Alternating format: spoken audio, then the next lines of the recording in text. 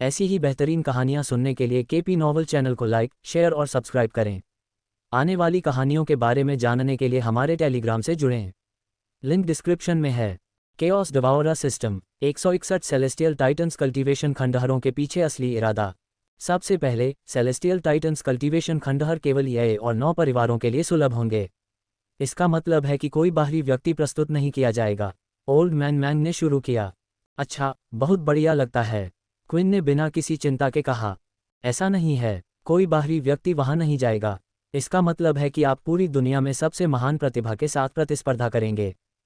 कल्पना करें कि एक ही पिंजरे में एक सप्ताह के लिए विशाल सांपों का एक झुंड पैक किया गया है। आपको क्या लगता है कि क्या होगा? और साथ ही बाहरी लोगों की उपस्थिति के बिना जो कुछ भी होता है वह केवल ये और 9 परिवारों के कानों में रहता है। ये सुनकर क्विन की भौहें थोड़ी सिकुड़ गईं। ये पहला है। दूसरा, यहाँ एक रहस्य है जो इस जगह के इर्द गिर्द घूम रहा है। लगभग 100 साल पहले खंडहर की खेती आखिरी बार खुली थी। इसका मतलब है कि 9 परिवारों में से प्रत्येक का वर्तमान कुलपति बूढ़ा है और अब उत्तराधिकारी की तलाश कर रहा होगा। निश्चित रूप से उनके उत्तराधिकारी वे होंगे जो घटना के बाद सबसे अधिक पुरस्कार पाने में कामयाब रहे और सबसे मजबूत होंगे। और वॉर्डस्पेस परिवार कोई अपवाद नहीं है। क्विन, परिवार ऐसा लग सकता है कि उसने तुम्हें अनदेखा किया और तुम्हें नीचा देखा, लेकिन कुछ ऐसा है जिसे हम अनदेखा नहीं करते क्विन, या मुझे कहना चाहिए कि अनदेखा नहीं कर सकते। बूढ़े आदमी मैंग ने उसे एक दृढ़ नज़र से देखते हुए कहा। शक्ति, क्विन ने बड़बड़ाया। हाँ, शक्ति। अब तक तुम्हारे पास पर्याप्त शक्ति है, फिर तुम कुलपति के पद के लिए प्रतिस्पर्धा करने में सक्षम हो जाओगे। कल्पना करो कि अगर तुम अगले कुलपति बनने में कामयाब हो गए तो अपनी माँ को बचाना और भी आसान हो जाएगा। बस अपनी उपलब्धियों से दुनिया को सुन्न कर दो और पूरी दुनिया तुम्हारे जैसे असाधारण प्रतिभाशाली व्यक्ति को छोड़ने के लिए वॉर्डस्पेस परिवार को मूर्ख कहेगी। मुझे यकीन है कि वॉर्डस्पेस परिवार भी इतना मूर्ख नहीं है और इस बारे में सोचेगा। चाहे जो भी हो, ये तुम्हारे लिए ही अच्छी बात है, क्या तुम्हें नहीं लगता? ओल्ड मैन मैंग ने उस पर आंख मारते हुए कहा, जो अपना सीधा चेहरा बनाए रखने के लिए संघर्ष कर रहा था, लेकिन क्विन के चेहरे पर एक भयावह मुस्कान के रूप में खुद को रोक नहीं सका। अब जब वह इसके बारे में सोचता है तो उसमें एक तरह की समझदारी है। क्या होगा अगर उसका परिवार जो उसे देखता था और उसे कचरा कहता था, अचानक उसे अपने साथ लेने के लिए घुटनों पर आ जाए? ये निश्चित रूप से एक शानदार वापसी होगी, लेकिन इससे एक और महत्वपूर्ण दुर्घटना भी हुई। परिवार के उत्तराधिकारी संभावित अगले कुलपति होंगे। तुम प्रतिभाशाली लोगों के पास महान सपने हैं और कुलपति बनना सबसे महान है। इसका मतलब है कि तुम सभी इस आयोजन में पूरी ताकत से लग जाओगे, और जब मेरा मतलब पूरी ताकत से है तो एक दूसरे को अपंग करना या एक दूसरे की ताकत को यथासंभव सीमित करने की कोशिश करना भी एक अच्छी संभावना है। क्या तुम कल्पना कर सकते हो कि अगर तुम अपने भाइयों के खिलाफ खड़े हो जाओ तो क्या होगा? क्विन। ये सुनकर क्विन की आंखें खतरनाक रूप से सिकुड़ गईं। उसे अपने भाइयों का आतंक याद आ गया। वे अब किस स्तर की खेती कर रहे हैं? क्विन ने भारी मन से पूछा। वे पिछले कुछ समय से मध्य उल्का रैंक चरण में हैं। मुझे यकीन है कि उन्हें अगले रैंक तक भी पहुंच जाना चाहिए था, लेकिन वे सभी सेलेस्टियल टाइटन्स खेती खंडहर में सफलता पाने की कोशिश कर रहे हैं। तुम प्रारंभिक उल्का रैंक पर हो, जो बहुत बढ़िया है, लेकिन नहीं भी है। शुक्र है कि तुम्हारे भाई नहीं जानते कि तुम इस आयोजन में शामिल हो रहे हो, इसलिए जो भी उनकी योजना होगी उसमें तुम विसंगति शामिल नहीं होगी। इससे आपको समय मिल जाता है, ओल्ड मैन मैंग ने कहा। जब कुलपति ने उन्हें अभियान में शामिल होने के लिए एक व्यक्ति को चुनने का निमंत्रण दिया तो उन्होंने सोचा कि यह परिवार में एक उभरता हुआ सितारा हो सकता है। उन्होंने कभी नहीं सोचा होगा कि यह वास्तव में खोया हुआ लंबा क्विन था। रहस्य रखने के लिए धन्यवाद, ओल्ड मैन मैंग, क्विन ने अपना सिर झुकाते हुए कहा। वह जानता था कि ओल्ड मैन मैंग सभी को बताना चुन सकता था, लेकिन उसने पहले ही वादा किया था कि जब तक घटनाएं नहीं आ जाती तब तक वह इसे गुप्त रखेगा। ये कुछ भी नहीं है। ये स्पष्ट करने के बाद आइए 9 परिवारों और ईआईए के बीच संबंधों के बारे में बात करते हैं। ऐसा कहा जाता है कि ईआईए को प्रवेश के लिए एक ही स्थान की अनुमति है, 9 फैमिली के विपरीत जिसमें 5 से अधिक स्लॉट हैं। क्या तुम जानते हो क्यों? क्विन, बूढ़े आदमी मैंग ने पूछा, जिस पर क्विन ने खाली आंखों से देखा। जब आकाशीय टाइटन्स कल्टीवेशन खंडहर खोले गए तो अभियान में कुल 10 लोग शामिल हुए, 9 परिवारों के वर्तमान 9 कुलपति और एक व्यक्ति भी जिसने ईआईए बनाया था, लेकिन वह व्यक्ति युद्ध के बाद गायब हो गया है और उसके ठिकाने के बारे में किसी को पता नहीं है, यहाँ तक कि 9 परिवारों के कुलपति भी नहीं। क्या तुम इसके अंतर्निहित निहितार्थ जानते हो? इसका मतलब है, तकनीकी रूप से ईआईए 9 परिवारों के समान नहीं है। केवल एक अन्य कुलपति ही कुलपति के साथ कदम से कदम मिलाकर चल सकता है, और 9 परिवार एक दूसरे को दूर रखने में सक्षम रहे हैं, ये सुनिश्चित करते हुए कि 9 बाघ एक ही पहाड़ पर एक साथ रह सकते हैं। लेकिन ईआईए का क्या, जिसने अपने कुलपति को खो दिया है? यही कारण है कि जब एआई के स्लॉट कम हो गए तो वे अन्याय की शिकायत नहीं कर सकते थे, क्योंकि अब उनके पीछे कोई शक्ति नहीं है, और मुझे यकीन है कि 9 परिवार चीज़ों को इसी तरह रखना चाहेंगे। किसी भी दुर्घटना से बचने के लिए मुझे यकीन है कि इस बार एआई का प्रतिनिधित्व करने वाला व्यक्ति या तो तुरंत अपंग हो जाएगा ताकि वह बिल्कुल भी विकसित न हो, या इवेंट खत्म होने तक जंजीरों में बंधा रहेगा ताकि एआई कमजोर रहे। ओल्ड मैन मैंग ने कहा, जिस पर जेरास ने बेफिक्र होकर कंधे उचका दिए। इसमें फंसने वाले बदकिस्मत आदमी से उसका कोई लेना देना नहीं था, इसलिए उसे इसकी बिल्कुल भी परवाह नहीं थी। और साथ ही तकनीकी रूप से अब पृथ्वी पर एक ही पहाड़ पर 9 बाघ हैं, जो कि किसी भी कोण से देखने पर भी अच्छा नहीं लगता। अगर कुछ बाघों के शावकों को मार दिया जाए तो क्या होगा? इसका मतलब ये होगा कि बड़े बाघ के मरने के बाद कोई भावी उत्तराधिकारी नहीं होगा और समय बीतने के साथ पहाड़ पर कम लेकिन मजबूत बाघ होंगे। क्या तुमने मेरी बात समझी है? बूढ़े आदमी मांग ने थकावट में अपना माथा रगड़ते हुए कहा। क्विन थोड़ा उलझन में था, लेकिन जल्द ही उसकी आंखें चौड़ी हो गईं। वह, हाँ, 9 परिवारों को ये पसंद नहीं है कि यह 9 हो। वे इस संख्या को कम करना चाहते हैं, वे सभी चाहते हैं कि यह 1 हो। इसका मतलब है, इस घटना में केवल तुम्हारे भाई ही नहीं हैं जिनसे तुम्हें सावधान रहना है क्विन। तुम्हें दूसरे परिवारों की प्रतिभाओं से भी सावधान रहना है, खास तौर पर पहले और दूसरे परिवार की प्रतिभाओं से। मेरा विश्वास करो क्विन, वे लोग प्रतिभाशाली नहीं हैं बल्कि केवल घृणित लोग हैं जिनका अस्तित्व नहीं होना चाहिए।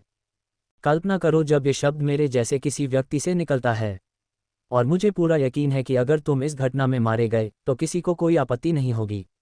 परिवार वाले ऐसा नहीं करेंगे क्योंकि उन्हें लगता है कि तुम पहले से ही मर चुके हो। इसलिए सबसे ज्यादा संभावना है कि जीनियस को तुम्हारे भाइयों पर ध्यान देने से पहले तुम्हें कमजोर को बाहर निकालने में कोई समस्या नहीं होगी। NOWELLBeakJan.com। इस इवेंट में तुम्हारा साथ देने वाला कोई दोस्त नहीं होगा। तुम पूरी तरह से अपने दम पर हो और अभी तुम्हारे बचने की संभावना 10% से भी कम है। बूढ़े आदमी मांग ने उदास भाव से कहा, और क्विन की भौहें थोड़ी चिंता में सिकुड़ गईं। अगर कोई उसे यह बताता तो वह उपहास करता, लेकिन ये बूढ़ा आदमी मांग था। लेकिन मैं तुम्हें सिर्फ एक ऐसे इवेंट में भाग लेने के लिए कहने के लिए यहाँ तक नहीं आऊँगा जो मूल रूप से तुम्हारी मौत की सज़ा है न? बूढ़े आदमी मांग ने मुस्कुराते हुए कहा, और उसने 2 किताबें निकाली जिससे क्विन का चेहरा सदमे में पीला पड़ गया। 162 बोनस अध्याय। Principal books. क्विन ने चौंक कर चिल्लाया। प्रिंसिपल बुक्स क्या थीं? वे पूरी आकाशगंगा में सबसे महंगी किताबें थीं, एक बहुत ही सरल कारण से, वे बिक्री के लिए नहीं हैं। साधना के शुरुआती चरणों में पहला स्टार रैंक चरण होता है। मन को डेंटियन में इकट्ठा किया जाता है और इसका प्राथमिक उपकरण इसे ऊर्जा के साधन के रूप में उपयोग करना है, तकनीक के एक टुकड़े के लिए बैटरी की तरह। लेकिन जैसे ही कोई स्टार रैंक से उल्का रैंक चरण में जाता है, एक उल्लेखनीय अंतर होता है जिसमें मन का रंग नीले से लाल हो जाता है। इसका मतलब यह नहीं है कि अब मन की गुणवत्ता में वृद्धि हुई है। इसका मतलब यह भी है कि मन सिर्फ एक ऊर्जा से कहीं अधिक हो सकता है। इसमें अब विकास की क्षमता भी है। इसमें अब कुछ ऐसी चीजें हैं जिन्हें सुलझाया जा सकता है। फिर थोड़े बदलाव शुरू होते हैं। व्यक्ति अचानक कुछ चीजों के प्रति ग्रहणशील हो जाता है। अजीब चीजें। इन चीजों को बाद में सिद्धांत कहा गया। वे मन के एक कण विषय की महारत के कारण थे। अधिक शोध के साथ ये और अधिक प्रमुख हो जाता है। जबकि मनुष्य ने वास्तव में अपनी शक्ति अपने जीन से प्राप्त की है, उनकी आनुवंशिक क्षमताओं के लिए विशिष्टताएं हैं। एक ज्वाला की तरह आनुवंशिक जागृति ज्वाला के सिद्धांत के प्रति ग्रहणशील होगी। तब ज्वालाएं केवल आग के गोले और तीर से अधिक कुछ बन जाती हैं। वहाँ विचार बनता है, ज्वालाएं क्या हैं, वे क्यों बनती हैं, वे विनाशकारी क्यों हैं? लेकिन अगर सिद्धांत ऐसे बुनियादी सवाल थे तो इसका मतलब होगा कि सभी जागृति को विज्ञान की कक्षा में भाग लेना शुरू करना होगा। लेकिन यहीं से असली बात सामने आती है। यह अजीब सवाल उठता है, लेकिन सिद्धांतों की शक्ति सवाल पूछने की क्षमता में नहीं, बल्कि इस नियम को मोड़ने, इसके माध्यम से एक रास्ता खोजने, किसी तरह के छोटे कोने में निहित है। और यहीं पर मन आता है, इसके माध्यम से एक रास्ता खोजने की क्षमता। उस छोटे कोने को खोजने के लिए उस आनुवंशिक जागृति के साथ अब सामान्य लोगों को चुनौती देने की अपनी यात्रा शुरू कर सकते हैं। फिर सामान्य मनुष्य उन्हें जादूगर कहेंगे क्योंकि अब वे ऐसी चीजें कर सकते हैं जिन्हें हासिल करना वैज्ञानिक रूप से असंभव है, ये सब मन के इस नए चरण की सहायता से। लेकिन एक उल्लेखनीय बात यह है कि सिद्धांत एक व्यक्ति की आनुवंशिक क्षमताओं के लिए व्यक्तिगत होते हैं, लेकिन इसका अपना सीमित प्रभाव भी है। एक जल आनुवंशिक जागृतिकर्ता के लिए अचानक ज्वाला को मोड़ पाना बहुत कठिन होगा क्योंकि उसका मन ज्वाला को नहीं बल्कि जल को मोड़ने के लिए कॉन्फ़िगर किया गया है। ये सिद्धांतों के सामान्य नियम हैं। बस कुछ का उल्लेख करने के लिए सिद्धांतों की भीड़ है। ज्वाला, जल, पृथ्वी, रक्त, शक्ति, आत्मा, अंतरिक्ष और समय, प्रत्येक मानव शरीर में मौजूद जीन के प्रति ग्रहणशील है। और शून्य स्थान परिवार के लिए यह अंतरिक्ष था। चूंकि सिद्धांत एक विशेष जीन के प्रति ग्रहणशील होते हैं, दूसरों से सिद्धांत सीखना बहुत कठिन है क्योंकि आपके पास ज़्यादातर उनके जैसी आनुवंशिक क्षमता नहीं होगी। लेकिन एक परिवार में जहां एक ही आनुवंशिक क्षमता बार बार पारित की जा सकती है, इसका मतलब ये भी है कि आपके परदादा के लिए काम करने वाली सिद्धांत की किताब आप पर भी काम कर सकती है क्योंकि अब आप दोनों में एक जैसी आनुवंशिक क्षमता है। इसके साथ भविष्य के वंशजों को धीरे धीरे सिद्धांतों की खोज करने की मूल पंक्ति से शुरू करने की आवश्यकता नहीं है, जिसमें शायद जीवन भर लग सकता है। वे अपने परदादा की सिद्धांतों की समझ को पढ़ सकते हैं और जल्दी से समझकर आगे बढ़ सकते हैं। इसके माध्यम से जो सीखने में उनके पूर्वजों को जीवन भर लगा, वे लगभग 50 वर्ष की आयु में पूरी तरह से सीख लेंगे और अपने जीवन काल के समाप्त होने से पहले जल्दी से जल्दी और अधिक सीखना शुरू कर पाएंगे। फिर वे भी बैटन को आगे बढ़ाएंगे, जिसका अर्थ है कि आने वाली पीढ़ी की ताकत पिछली पीढ़ी से अधिक होगी और शक्ति बढ़ती रहेगी। यही एक कारण है कि 9 परिवारों को राक्षस कहा जाता है। उनके पास अपनी उम्र के हिसाब से कहीं अधिक सिद्धांतों तक पहुंच थी।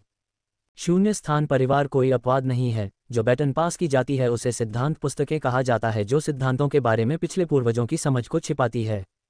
और क्विन से ठीक पहले ऐसी 2 किताबें थीं। क्विन ने एक किताब उठाई और उस परिचित शीर्षक को देखा जिसे उसने कभी सुना था, स्थानिक हेरफेर के सिद्धांत। मैं कैसे? क्विन को ये सुनकर गहरा सदमा लगा। ये किताब केवल परिवारों के परम प्रतिभाशाली लोगों को उधार दी जाती है, लेकिन ओल्ड मैन मैंग ने उसे एक किताब लाकर दी। मैं इस आयोजन के दौरान तुम पर भरोसा कर रहा हूँ, क्विन। मैं उस दिन का इंतजार कर रहा हूँ जब तुम पैतृक भूमि में प्रवेश करोगे और उसे बाहर लाओगे, और शायद उस दिन जब तुम उस सिंहासन पर बैठोगे और नेता होने का दावा करोगे। तुम अपने भाइयों के व्यवहार के बारे में अच्छी तरह से जानते हो, उनमें नेता की शांति की कमी है और वे बदमाश अधिक हैं। वे केवल अच्छे से ज़्यादा नुकसान ही करेंगे। यदि आप घटनाओं के शुरू होने से पहले इन 2 पुस्तकों को समझने में सक्षम थे, तो आपके बचने की संभावना 10% से बढ़कर 40% हो जाएगी। इसलिए अपना समय लें और अच्छी तरह से अभ्यास करें। शून्य स्थान परिवार का भार आपके कंधों पर टिका है। मैं प्रार्थना करता हूं कि आप इसके बल से कुचले न जाएं, क्विन। जितनी जल्दी हो सके उतनी जल्दी मजबूत बनो, क्योंकि पानी अब और भी गंदा होता जा रहा है। ओल्ड मैन मैंग ने कहा, जो क्विन के लिए किसी बड़ी घटना के बारे में भविष्यवाणी की तरह था। ओल्ड मैन मैंग धीरे धीरे अपनी सीट से उठे, उन्होंने अपना चश्मा लगाया और क्विन की ओर चल दिए। उनके कंधे पर बहुत जोरदार थपकी के साथ, जो कहने की ज़रूरत से ज़्यादा शब्द बोल रही थी। दरवाज़ा खटखटाने की आवाज़ के साथ वह बाहर की ओर बढ़ गए। अब क्विन अकेला रह गया था, जिसके हाथों में 2 बड़ी किताबें थीं। Drop drop. 11:52। क्विन के हाथ में किताब पर टपकते तरल पदार्थ की आवाज़ खामोश कमरे में गूंज रही थी। योजक चिन्ह, योजक चिन्ह, योजक चिन्ह, योजक चिन्ह, योजक चिन्ह, योजक चिन्ह। अरे लानत है कुत्ते, या जो भी तुम हो, मेरे पैर छोड़ दो। एक युवक को कुत्ते पर जोर से चिल्लाते हुए देखा जा सकता है, जिसके सिर पर नसें उभरी हुई हैं। दहाड़ दहाड़। कुत्ता, जिसका शरीर पूरी तरह से प्लेट मेटल से बना था और जिसके दांत स्टील से भी सख्त थे, उस पर जोर से भौंका। छोड़ दो लड़के को, कयामत। दहाड़। कुत्ते ने आखिरकार लड़के के पैर को छोड़ दिया और वह अपने मालिक के पास भागा, जो काले बालों वाला एक मोटा वैज्ञानिक था, जो उसके सामने एक यांत्रिक भाग को पेंच कर रहा था। दहाड़ दहाड़। ओह अच्छा कुत्ता, तुम अपनी प्रोग्रामिंग में बहुत अच्छा कर रहे हो, आदमी ने कुत्ते के सिर को धीरे से थपथपाते हुए कहा। जेरस ने धीरे से खुद को उठाया और उसके चेहरे पर एक घृणित भाव था, जब उसने रोबोट कुत्ते द्वारा पीछा किए जाने पर जमीन पर फेंके गए तकनीकी उपकरणों के विशाल बॉक्स को उठाने से पहले अपने कपड़े झाड़े। मनोरोगी कुत्ता और मालिक, मैं शर्त लगाता हूं कि एक दिन वह तुम्हारी मौत का कारण बनेगा, जेरास ने बड़बड़ाया, जिस पर वैज्ञानिक ने धीरे से अपना सिर उठाया। ऐश ने उसे ऊपर की भौहों से देखा। मैं भूल गया, वे सभी कॉस्मिक रैंक स्टेज के प्राणी हैं, जेरास ने सोचा, और जल्दी से ऊपर की मंजिलों पर जाने से पहले उसने अपनी पीठ पर विशाल बॉक्स बांध लिया। उसे नहीं पता था कि क्या होगा अगर वैज्ञानिक ने एक बार फिर उसके अंदर के उस मनोरोगी कुत्ते को बाहर निकाल दिया, जिसने उसे देखते ही हड्डी कहा था। लेकिन उसे यकीन था कि यह बहुत अच्छा नहीं होगा। फिर भी कोई बात नहीं, यह उस नरक जैसा नहीं होगा जिससे वह पिछले कुछ दिनों से गुजर रहा है। अध्याय 163 बोनस अध्याय। जेरस लंबी सीढ़ियां चढ़ते हुए ऐसे चल रहा था जैसे कोई कुत्ता अरबों मील दौड़ने के बाद मरने वाला हो। यहाँ तक कि वह एक आनुवंशिक जागृतिकर्ता भी उन लंबी सीढ़ियों पर चढ़ने के कारण मरने जैसा महसूस कर रहा था। उसे यकीन था कि एक्सेल स्पेस लैब 20वीं मंजिल के आसपास थी। सीढ़ियों का उपयोग करते हुए 20वीं मंजिल पर 1000 पाउंड का तकनीकी उपकरण ले जाना, यहाँ तक कि एक जागृत व्यक्ति भी ऐसा करते हुए मरने जैसा महसूस करेगा। अब लगभग 40 दिनों तक उनकी प्रयोगशाला का गुलाम बनने के बाद जेरस अपने एकमात्र निष्कर्ष के बारे में निश्चिंत हो सकता था। वे उसे मारना चाहते थे। योजक चिन्ह, योजक चिन्ह, योजक चिन्ह, योजक चिन्ह, योजक चिन्ह, योजक चिन्ह।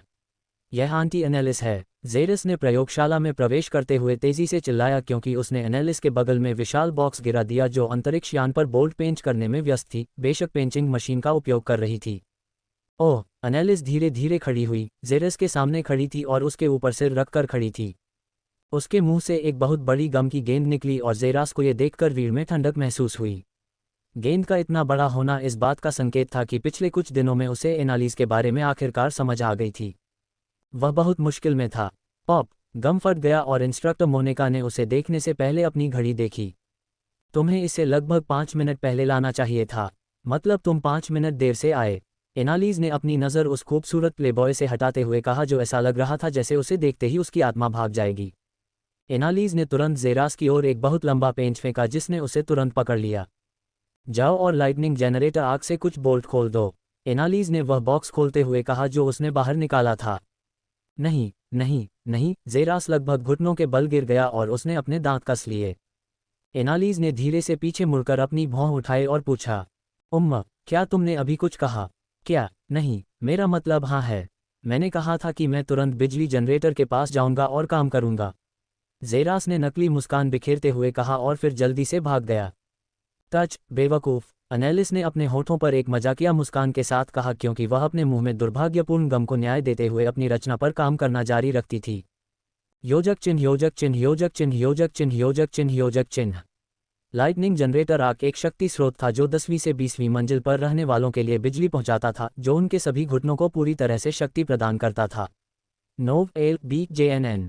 उस चीज़ में जितनी ऊर्जा होती है वह उल्का रैंक के विशेषज्ञ को सेकंडों में कोयले के टुकड़ों में भून सकती है।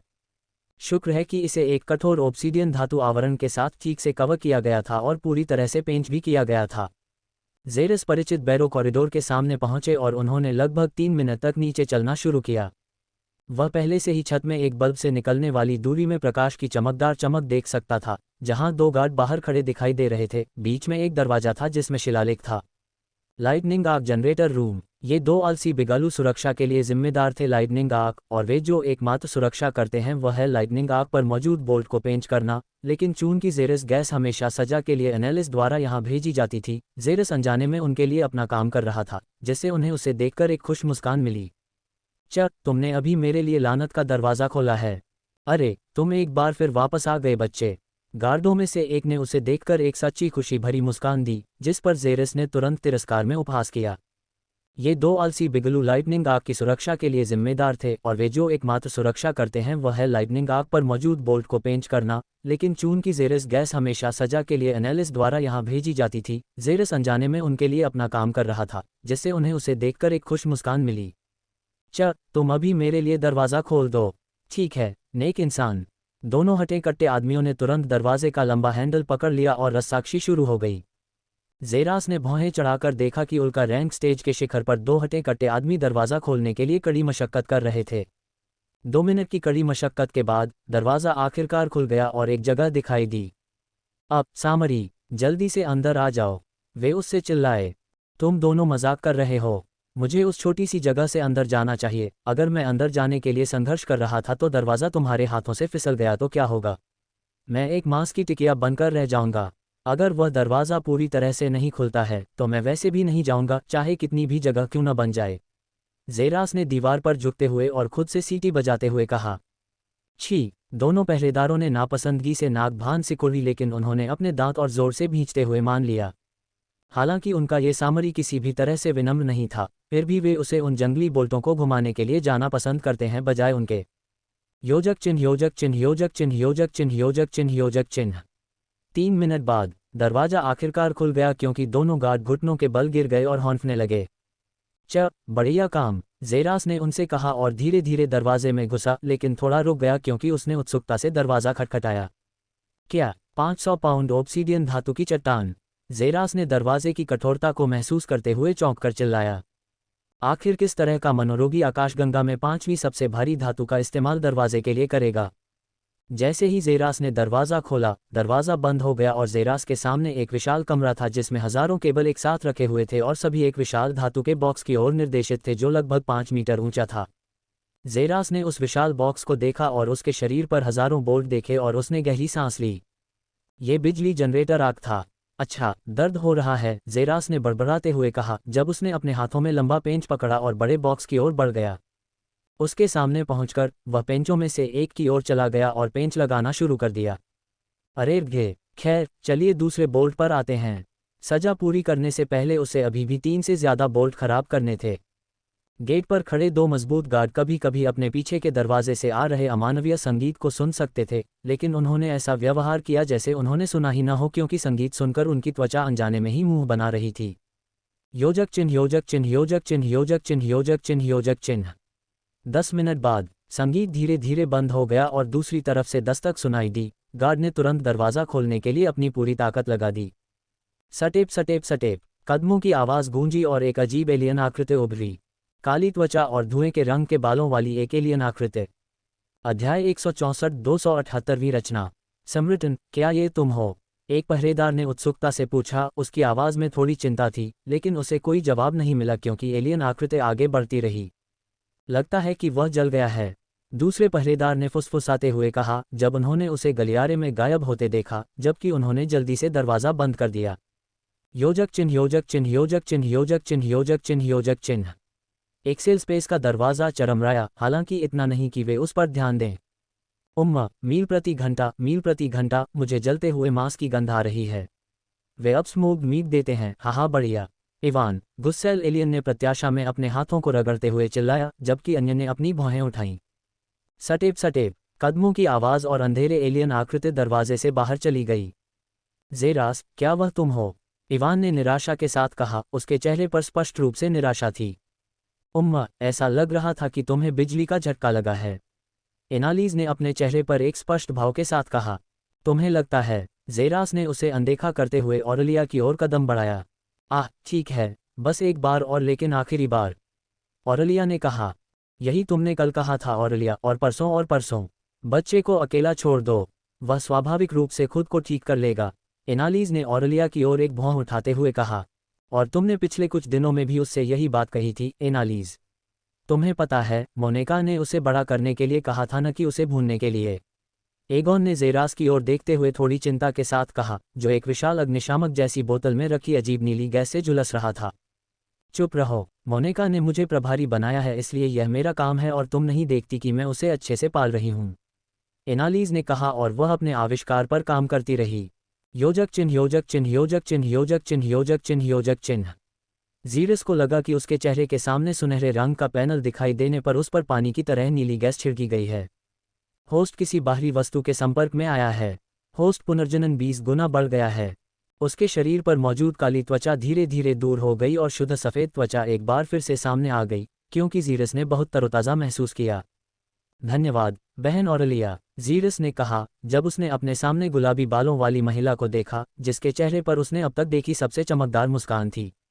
अब तुम मेरे छोटे भाई हो, जीरस, ऑरेलिया ने उसे कसकर गले लगाते हुए कहा, जिससे जीरस ने सुबह में खाया हुआ सारा खाना लगभग उगल दिया। उम्मा, बहन, ऑरेलिया, तुम मेरा गला घोंट रही हो। अरे ऑरेलिया, अगर तुम इसी तरह चलती रही तो तुम बच्चे को गले लगाकर मार डालोगी, एनालीज ने कहा, जब ऑरेलिया ने आखिरकार उसे अपनी पकड़ से मुक्त किया। अरे जेरास, आओ और इस फॉर्मूले को तैयार करने में मेरी मदद करो, ऑरेलिया ने जेरास को प्रयोगशाला के एक विशेष क्षेत्र में घसीटते हुए कहा। मैं दूसरा मेडियलिस पोशन तैयार करने की योजना बना रही हूँ। इसके लिए उसे सोडियम पोटेशियम सीरम और आर्सेनिक म्योडाइड सीरम की ज़रूरत है। तो तुम मुझे कौन सा तैयार करने में मदद करोगे? हालांकि मैं सोडियम पोटेशियम सीरम बनाना ज़्यादा पसंद करती हूँ, ऑरेलिया ने एक चमकदार मुस्कान के साथ कहा। ठीक है, तो मैं आर्सेनिक म्योडाइड सीरम तैयार करूंगी, जेरास ने जवाब दिया। अगर कोई ऐसा था जिसकी वह पूरी प्रयोगशाला में स्वेच्छा से मदद कर सकता था, तो वह ऑरेलिया थी, उसकी अजीब बहन। बहुत बढ़िया, मैं तुम्हारा इंतज़ार करूंगी, ऑरेलिया ने एक चमकदार मुस्कान के साथ कहा और छोटी सी प्रयोगशाला से बाहर जाने से पहले उसके गाल पर एक चुंबन दिया। लेकिन अचानक वह दरवाज़ा पूरी तरह से बंद करने से पहले रुक गई। जेरास वहीं सुनना खड़ा रहा, क्योंकि उसका दिमाग जो उसने अभी सुना था उसे संसाधित कर रहा था और उसे एक विलक्षण परिणाम दे रहा था। 3.3 मिलियन स्टार कॉइन, ये सेलेस्ट्रिया परिवार द्वारा उसे लैब चूहे के रूप में बेचने से कहीं ज़्यादा कीमत का था। और अरे भाई, याद रखो, आर्सेनिक म्योडाइड सीरम के एकल घटक की कीमत 3 मिलियन स्टार कॉइन से ज़्यादा है, इसलिए कृपया इसे गड़बड़ न करें, ऑरेलिया ने दरवाज़ा बंद करने से पहले उसे आंख मारते हुए कहा।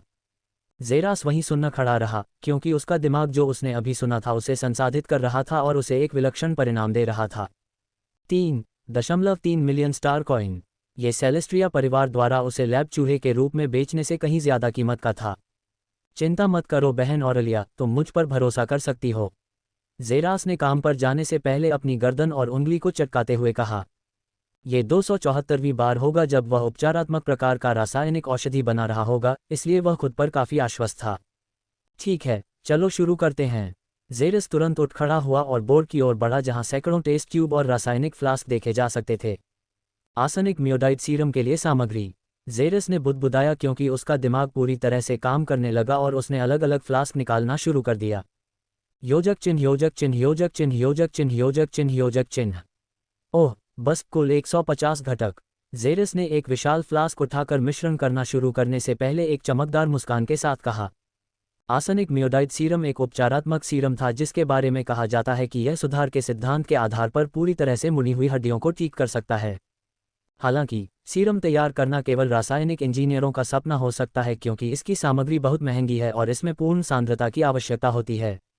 जेरास ने तुरंत 15 छोटे टेस्ट ट्यूब लिए और उन्हें एक ही समय में फ्लास्क में डाल दिया। हम 120 मिली मीरालोमा, 30 मिली जेल्डा केमिकल, एक बूंद जिंक पेरोक्साइड। जेरास ने तुरंत हजारों गणनाएं की, उस किताब के अनुसार रसायनों की उचित मात्रा को मापा जो उसने उस फॉर्मूले के बारे में पढ़ी थी जो उसके दिमाग में पूरी तरह से बैठ गया था, अक्षर दर अक्षर। 60 से ज्यादा रसायन डालने के बाद उसने आखिरकार एक संतुष्ट सिर हिलाया और फिर एक लंबा गिलास जैसा स्पैटुला पकड़ा और मिश्रण किया। आमतौर पर वह वोटेक्स मिक्सर का इस्तेमाल कर सकता था लेकिन जेरास ने उसका इस्तेमाल नहीं किया। उसने मशीन से अपना काम करवाने के बजाय खुद ही इसे करना पसंद किया। पोषण का रंग नीले से लाल, फिर हरे और फिर मैंगनीज में बदल गया। मैंगनीज का रंग तरल पदार्थों के बीच एक सही मिश्रण दिखाता है लेकिन जेरास ने वही कहा जो किताब में मौजूद था। अराजकता की आंख को सक्रिय करो, उसने अचानक कहा, जैसे ही उसकी बाईं आंख में एक काला बिंदु दिखाई दिया जिससे उसके आसपास का वातावरण 10 गुना साफ हो गया। जेरास ने कमरे के चारों ओर देखा, ये देखकर कि यह कितना साफ था। अचानक उसे एक उत्साहपूर्ण एहसास होने लगा, लेकिन उसने इसे दबा दिया क्योंकि वह अपने सामने मैंगनीज रंग के तरल को देख रहा था जो तुरंत बदल गया क्योंकि उसने अराजकता की आंख के दूसरे दुनियावी प्रभाव को देखा। उसकी आंखों के सामने शुद्ध मैंगनीज रंग का तरल बदल गया क्योंकि वे अलग अलग छोटे मैंगनीज रंग के कणों का मिश्रण बन गए। जेरास ने कणों को देखा जो ज्यादातर मैंगनीज रंग के थे, लेकिन अराजकता की आंखों के सक्रिय होने पर उसने देखा कि कुछ कणों में अलग अलग रंग थे। एक सामान्य वैज्ञानिक सीरम को मैंगनीज रंग का देखता और मानता कि सभी कण मिश्रित हो गए हैं, लेकिन जेरास ने देखा कि केवल अधिकांश कण मिश्रित हुए थे, अभी भी कुछ टुकड़े बचे थे जो मिश्रित नहीं हुए थे। जैसे ही जेरास ने स्पैटुला को फ्लास्क में डुबाया, उसने तुरंत काम करना शुरू कर दिया और अमिश्रित कणों को मैंगनीज रंग के कणों से टकराया, जिससे वे प्रभावी रूप से मैंगनीज में बदल गए। योजक चिन्ह योजक चिन्ह योजक चिन्ह योजक चिन्ह योजक चिन्ह योजक चिन्ह। 3 मिनट बाद NOVELBE.C ओम। जेरास ने बारीकी से देखा और पाया कि कोई अन्य कण मौजूद नहीं है। अच्छा, अब इसे मैं परफेक्ट मिक्सिंग कहता हूं, उसने अगले चरण पर जाने से पहले एक चमकदार मुस्कान के साथ कहा। आई ऑफ कैश को निष्क्रिय करें। जेरास ने किसी से विशेष रूप से नहीं कहा क्योंकि उसकी आंखों में काला बिंदु फीका पड़ गया था, लेकिन जब उसके सामने एक अधिसूचना पैनल दिखाई दिया तो वह चौंक गया। जेरास, सिस्टम ने कॉल किया। ओह हाँ, क्या आपके सिर पर कुछ ढीले पेंच हैं? जेरास ने थोड़ा रुककर अपनी भौहें उठाईं, लेकिन उसने इस बारे में ज्यादा नहीं सोचा। वह पहले से ही सिस्टम बात करने के विशेष तरीके से परिचित था। क्यों, आप रसायनों को मिलाने के लिए शक्तिशाली अराजकता भक्षक जाति की प्रतिष्ठित अराजकता की आंखों का उपयोग कर रहे हैं? 165 विशेषज्ञ सीरम निर्माता बनना। आप रासायनिक प्रयोग करने के लिए माइटी कैस डिवायरर जीन के श्रद्धेय आइज ऑफ कैस का उपयोग कर रहे हैं। सिस्टम चौंक कर चिल्लाया और जेरास को पूरा यकीन था कि अगर यह ऐसा करने में सक्षम होता तो यह बाहर कूद जाता और उसका सिर फाड़ देता। NOVELBE.C ओम। आप मेरी तरह नहीं सोच रहे हैं, सिस्टम। आप जानते हैं कि यह चीज़ भविष्य में मेरे लिए वाकई फ़ायदेमंद हो सकती है। जेरास ने जेल बनाने वाली मशीन के पास आते हुए कहा। मेरी ताकत के अलावा मेरे पास और क्या है? मेरी ताकत सर्वशक्तिमान नहीं है। मैं अदृश्य नहीं हूं और मुझसे ज़्यादा ताकतवर अनगिनत लोग हैं। शायद कभी ऐसा आए जब मुझे पैसे की ज़रूरत हो या कुछ सालों के लिए नश्वर की तरह जीना पड़े, चाहे किसी ठिकाने पर या किसी और जगह पर, मुझे नहीं पता। आप जानते हैं कि सिर्फ मेरी ताकत के साथ यह बहुत मुश्किल होगा। आप जानते हैं, ये सिर्फ एक और अंतरआयामी युद्ध प्रशिक्षण चरण या कुछ और जैसा लगता है, लेकिन मेरा मानना है कि प्रशिक्षक मोनिका कुछ ऐसा हासिल करने की कोशिश कर रहे हैं जो वाकई में कुछ गहरा है। जेरास ने दरवाज़ा बंद करने से पहले अपने हाथों में मैंगनीज की बोतल चौकोर मशीन में रख दी। अपने बगल में एक कंप्यूटर पकड़कर वह तुरंत मशीन के प्रोग्रामिंग सॉफ्टवेयर को हैक करने में लग गया और फिर मशीन के गड़गड़ाने पर अपने कोड इनपुट करने लगा। उसे छोड़कर और टेबल की ओर बढ़ते हुए वह तुरंत काम पर लग गया और इस्तेमाल की गई कुछ बोतलों को उनके सही स्थान पर वापस रख दिया और कुछ पूरी तरह से इस्तेमाल की गई बोतलों को फेंक दिया। मुझे लगता है कि प्रशिक्षक मोनिका मुझे जीवन जीने का एक तरीका सिखा रहे हैं, किसी तरह का काम, अगर आप इसे ऐसा कह सकते हैं।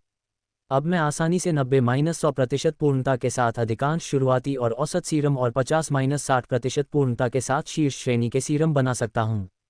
आप भी जानते हैं कि इन सीरम का प्रभाव बहुत बढ़िया है। इसके अलावा मैं एक हैकर के रूप में भी काफ़ी प्रतिभाशाली हूं। एक मास्टर हैकर, एगोन द्वारा दी गई टिप्पणी। मैं पहले से ही कम श्रेणी की तकनीक को हैक कर सकता हूं। अब तक वे टेक्नोगामा चरण से नीचे हैं। मैं अंतरिक्ष यान निर्माण के बारे में सारी जानकारी जानता हूं, सिर से पैर तक हर एक भाग। मैं सभी ग्रेड के सीरम की 6 मिलियन से अधिक रेसिपी जानता हूं। मैं रोबोटिक्स में सबसे अच्छी तरह से उपयोग की जाने वाली 10 मिलियन से अधिक धातुओं और उपकरणों को जानता हूं। क्या आपको लगता है कि यह सब इंटरडायमेंशनल कॉम्बैट ट्रेनिंग का अगला चरण है? क्या सभी इंटरडायमेंशनल कॉम्बैट विशेषज्ञों को वास्तव में इसकी आवश्यकता है? जेरास ने पूछा जब वह 10 की उल्टी गिनती में लगी मशीन की ओर बढ़ रहा था। मुझे नहीं पता कि यह ज्ञान किस लिए है, लेकिन अगर आप पिछले 40 दिनों की तुलना मेरे वर्तमान से करें, तो मुझे किसी भी कारण से संदेह नहीं होगा कि कोई व्यक्ति मुझे क्यों चुनता है और वह है मेरा वर्तमान। इसलिए कोई फर्क नहीं पड़ता कि प्रशिक्षक मोनिका क्या हासिल करने की कोशिश कर रही है। हम दोनों अच्छी तरह जानते हैं कि इससे मुझे बहुत लाभ हो रहा है, इसलिए क्यों न इसमें पूरी तरह से प्रयास किया जाए और भी बेहतर परिणाम प्राप्त करने के लिए अराजकता की आंखों का उपयोग करना। डिंग, मशीन से आवाज आए और उसके किनारे हरे रंग की रोशनी से जगमगा उठे। जेरस ने तुरंत फ्लास्क को बाहर लाने से पहले उसके किनारे पर बटन दबाया।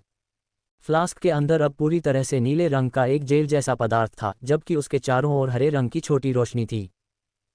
आखिरकार हो गया। मुझे इसे सिस्टर ऑरलिया के पास शुद्धता के स्तर की जांच के लिए ले जाना चाहिए। जेरस ने प्रयोगशाला से बाहर निकलते हुए कहा।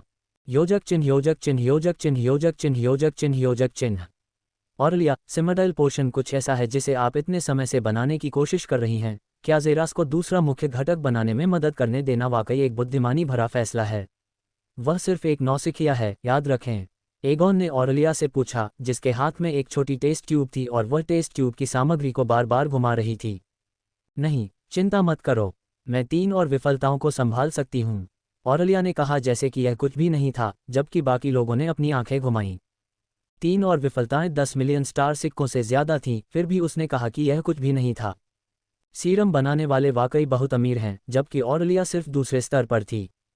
मैं इससे निपट चुका हूँ, बहन ऑरलिया। ये रहा। जेरास प्रयोगशाला में चला गया और ऑरलिया को फ्लास्क सौंप दिया, जिसने इसे अपनी आंखों को संकुचित करके प्राप्त किया। लेकिन जैसे ही उसने जेरास को भूत की तरह देखा, उसकी आंखें जल्दी ही चौड़ी हो गईं। इस सीरम की शुद्धता का स्तर अविश्वसनीय रूप से उच्च है। वाह, मुझे लगा कि केवल शुद्धता स्तर वाली मशीन ही इसका निर्धारण कर सकती है, जेरास ने कहा, जब ऑरलिया धीरे धीरे मशीन की ओर बढ़ी और फ्लास्क को उसमें डाला। प्रतिशत के साथ संख्याएं तुरंत दिखाई देने लगी और पूरा समूह स्तब्ध रह गया, क्योंकि उन्होंने प्रतिशत को बढ़ते हुए देखा, जो जल्दी ही 100 तक पहुंच गया। लेकिन यह वहां नहीं रुका, क्योंकि यह बढ़ता रहा। बधाई हो, ये सीरम 112% शुद्धता पर है। आप एक स्तर 3 सीरम निर्माता हैं।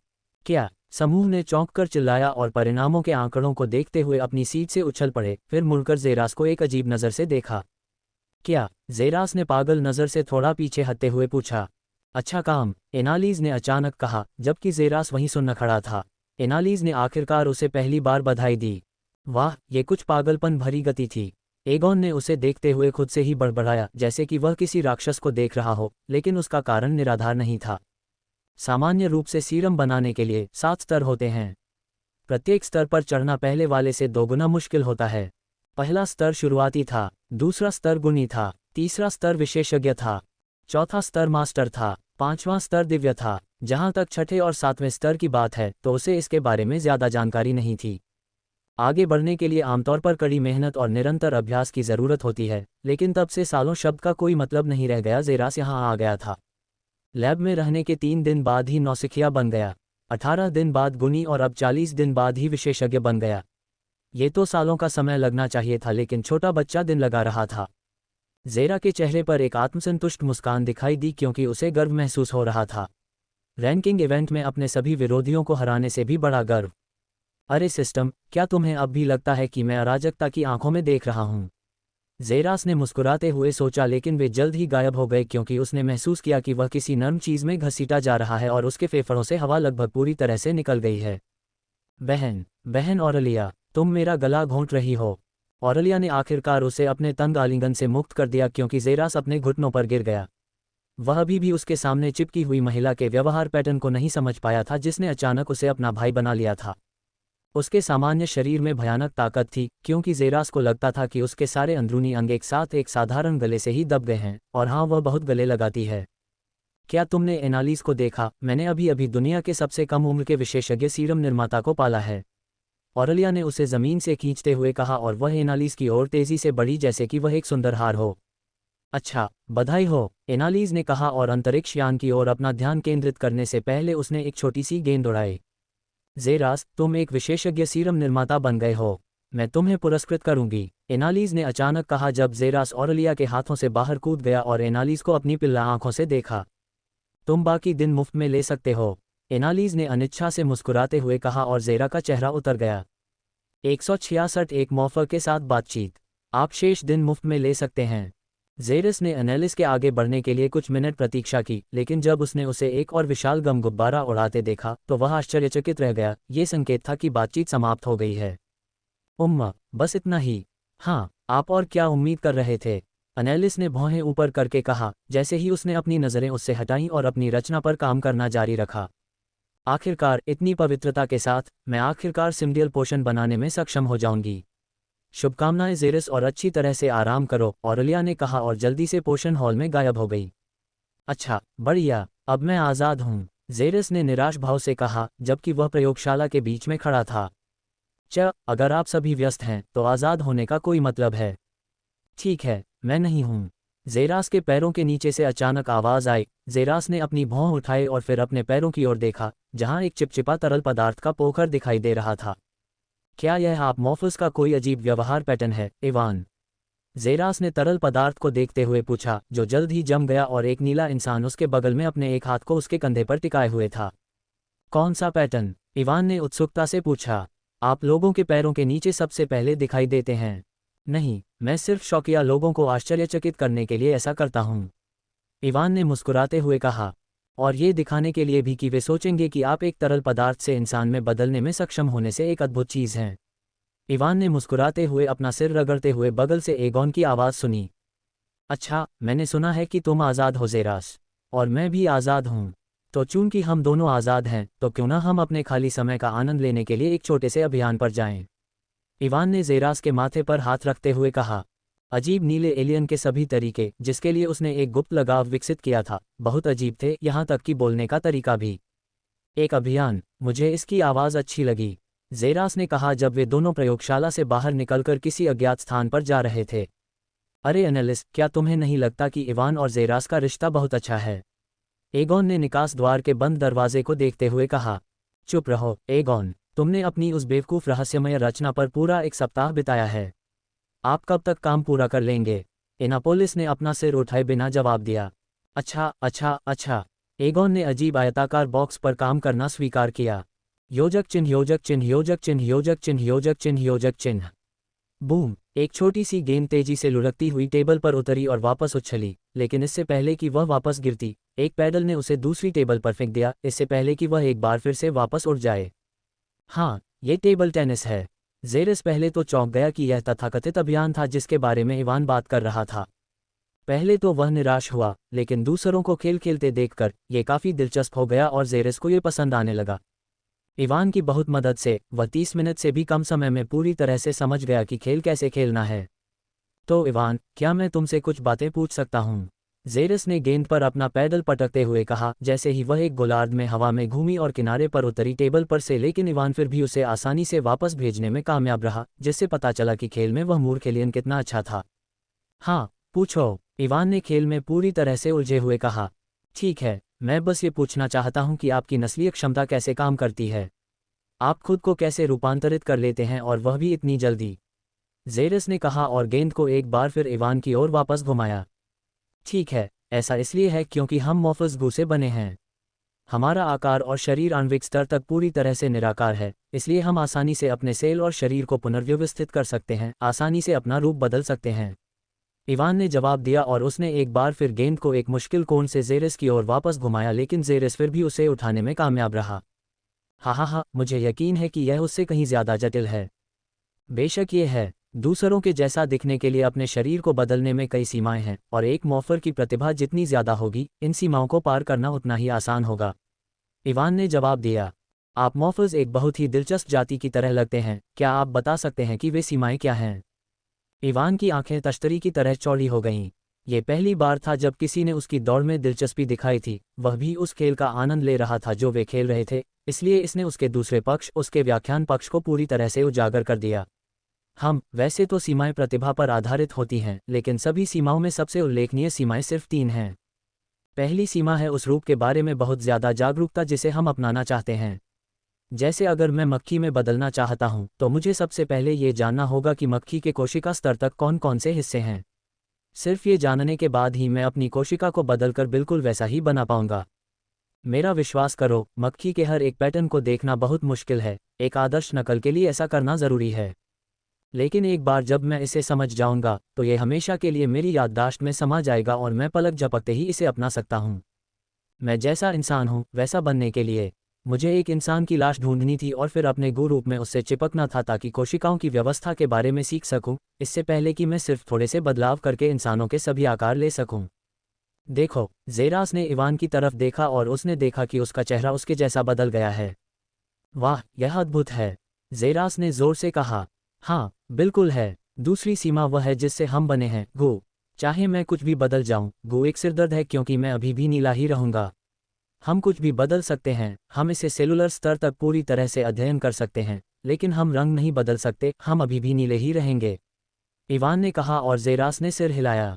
उसने सच में देखा था कि जब इवान एक मक्खी बन गया था, तब भी वह एक नीले रंग की मक्खी था और अभी एक नीले रंग का इंसान है, जिससे आसानी से पता चल सकता है कि वह वास्तव में क्या है। ये वास्तव में एक बड़ा सिरदर्द और एक सीमा थी। तीसरी सीमा पुराने मॉर्फर्स के साथ होती है और वह है व्यक्तित्व में बदलाव। जब हम अपने गु को किसी दूसरे रूप में बदल देते हैं, हम लगभग हर चीज़ की नकल करते हैं, यहाँ तक कि व्यक्तित्व की भी। किसी खास रूप में बहुत लंबे समय तक रहने से हम उस चीज़ के साथ बहुत बढ़िया रिश्ता बना लेते हैं और अपने गु रूप में वापस आना बहुत मुश्किल और कुछ चरम मामलों में असंभव हो जाता है। इसलिए लैब में जब मुझे किसी आकार की ज़रूरत नहीं होती, तो मैं हमेशा अपने गु रूप में वापस आ जाता हूँ। ऐसा इसलिए ताकि मैं किसी खास रूप से बहुत ज़्यादा परिचित न हो जाऊँ। यह शायद मॉर्फस की सबसे बड़ी सीमा है, क्योंकि जितना ज़्यादा आप किसी रूप में रहते हैं, उतना ही अपने रूप में वापस आना मुश्किल होता है, क्योंकि आपकी कोशिका आपको बताती है कि आप यही हैं। आपका मस्तिष्क धीरे धीरे आपके असली स्व को छोड़ देगा और आपको यह विश्वास हो जाएगा कि यह आप हैं, जो कि नहीं है। व्यक्तित्व में बदलाव। जेरास ने खुद से सोचा। 167 पूर्ण मॉर्फ जीन की सर्वोच्चता। व्यक्तित्व में परिवर्तन होता है। जेरस ने खुद से कहा, मॉर्फर जाति के बारे में थोड़ा सा सार प्राप्त करते हुए। हम मॉर्फर उससे बहुत डरते हैं, लेकिन जबकि निश्चित रूप से सीमाएं हैं, मैं किसी ऐसे व्यक्ति को जानता हूं जो सभी सीमाओं से ऊपर है। इवान ने कहा और अचानक गेंद को पकड़ लिया और जेरस को पास आने का संकेत दिया। जेरस की आंखें सिकुड़ गईं, लेकिन वह तुरंत इवान की ओर चुपके से चला गया और पूरी जगह की जांच की ताकि यह सुनिश्चित हो सके कि वे ही वहां मौजूद थे। मैं उसे समझ नहीं पाया कि वह ऐसा क्यों कर रहा था। तो कौन पूरी तरह से सीमाओं से ऊपर है? जेरस ने फुसफुसाया। मैंने एक बार सुना था, जब मैं छोटा बच्चा था, कि हमारी मॉर्फर जाति का नेता, प्राइम मॉर्फ, सभी सीमाओं से परे है। वह अपना नीला रंग दूसरे रंगों में बदल सकता है। कुछ बुजुर्गों ने कहा कि वह एक बार ड्रैगन बन गया था और हजारों सालों तक सैकड़ों आकाशगंगाओं में उड़ता रहा।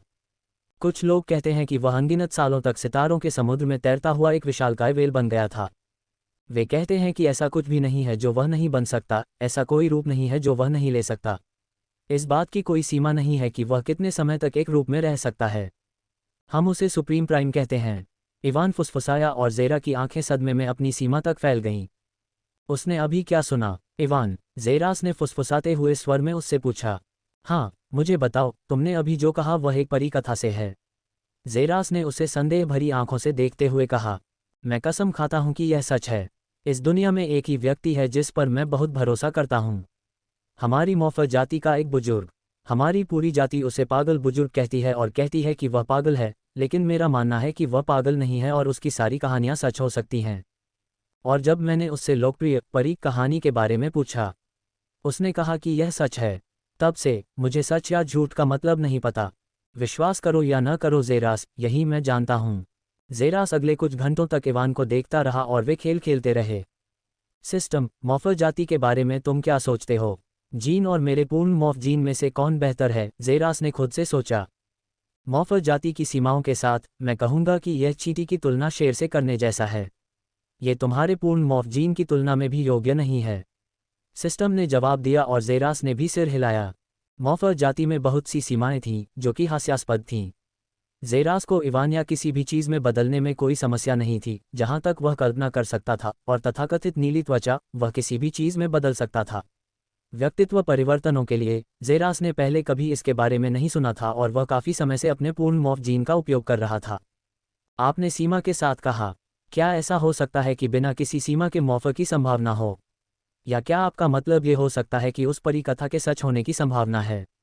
ज़ेरास ने सिस्टम द्वारा दिए गए हल्के संकेत को देखते हुए पूछा। हाँ, उस परी कथा के सच होने की संभावना है। क्या? ज़ेरास ने चौंक कर चिल्लाया क्योंकि गेंद को पकड़ने की कोशिश में उसका पैडल उसकी हथेली से बाहर निकल गया था। मेरे कौशल पर आश्चर्य हुआ। इवान ने उसे एक आत्मसंतुष्ट नज़र से देखा और ज़ेरास मुस्कुराया। आप वास्तव में इस खेल में अच्छे हैं, इवान। हाँ, बिल्कुल सही। दोनों ने खेलना जारी रखा लेकिन ज़ेरस अपने ही आयाम में था। सिस्टम, तुम मुझे बता रहे हो कि एक ऐसा प्राणी है जो ड्रैगन बन सकता है, जो अरबों सालों तक आकाशगंगाओं में उड़ सकता है, और स्टारफिश या कुछ और भी बन सकता है जो सितारों के समुद्र में तैर सकता है।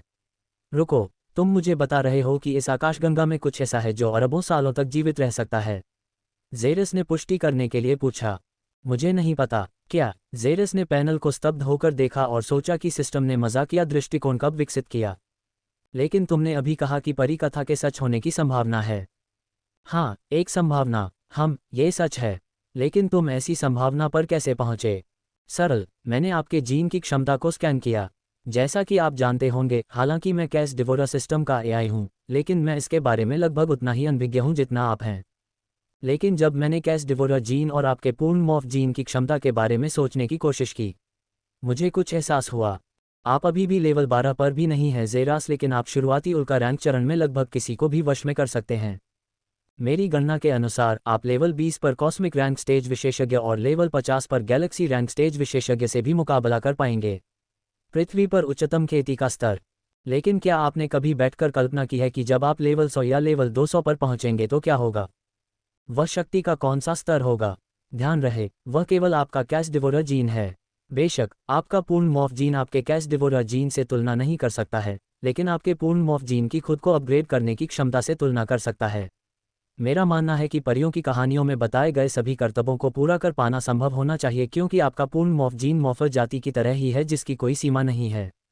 1 अरब साल तक जीना थोड़ा दूर की कौड़ी हो सकता है, लेकिन निश्चित रूप से आकाशगंगाओं की यात्रा करना और आयामों को चीरना खाने जितना आसान होगा। इसलिए मॉर्फर के ये सब करने की संभावना शायद सच हो सकती है। लेकिन ये केवल एक संभावना है।